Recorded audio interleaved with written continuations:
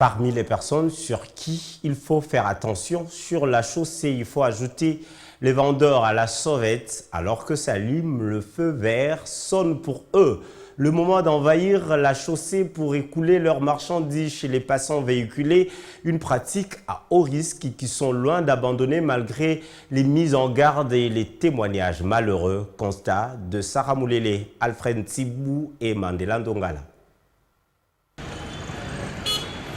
Sur la chaussée, véhicules, motos, mais aussi piétons se précipitent de passage. Et quand le feu est vert, les vendeurs à la sauvette gagnent du terrain.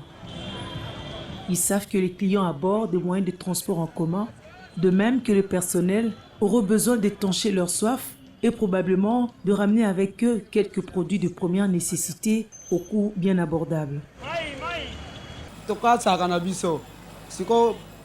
Nous profitons des embouteillages pour traverser.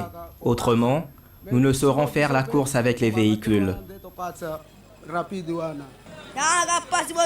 Nous vendons pour soulager notre souffrance. Le peu que nous gagnons nous aide à subvenir à nos besoins.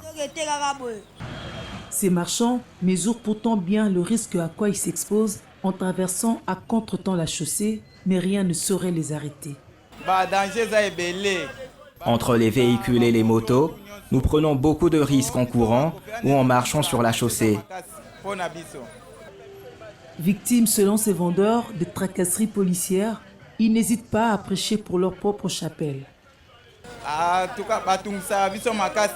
Les policiers nous brutalisent, nous volent même, c'est ce que nous appelons tracasseries. Ils sont sous-payés et c'est sur nous qu'ils se vengent.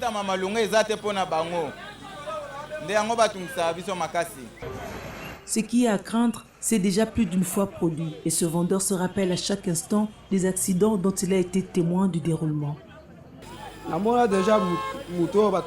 J'ai été témoin d'un accident de circulation. Une vieille personne était renversée par une moto au camp Luka. Malgré les interpellations, les vendeurs à la sauvette sont loin de baisser la garde. Il s'agit de leur survie. Nous demandons à l'État de prendre ses responsabilités parce que nous en avons assez de dénoncer.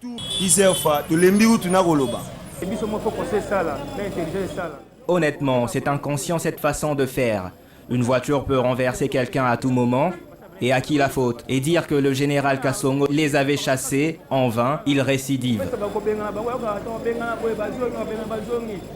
L'exposition à tous les risques fait objet des interpellations qui n'aboutissent pas. Et les autres usagers de la route comptent sur l'intervention de l'État pour remettre de l'ordre. Nous ne pourrions pas abandonner notre mode de vente, sinon, comment allons-nous nous nourrir? Si nous arrêtons nos deals du quotidien, nous ne ramènerons rien à la maison. La paupérisation entraîne beaucoup de créativité, dont celle qui laisse un goût amer. Mais face à l'inaction de l'autorité et la faim des populations, les vendeurs à la sauvette ont fait leur choix.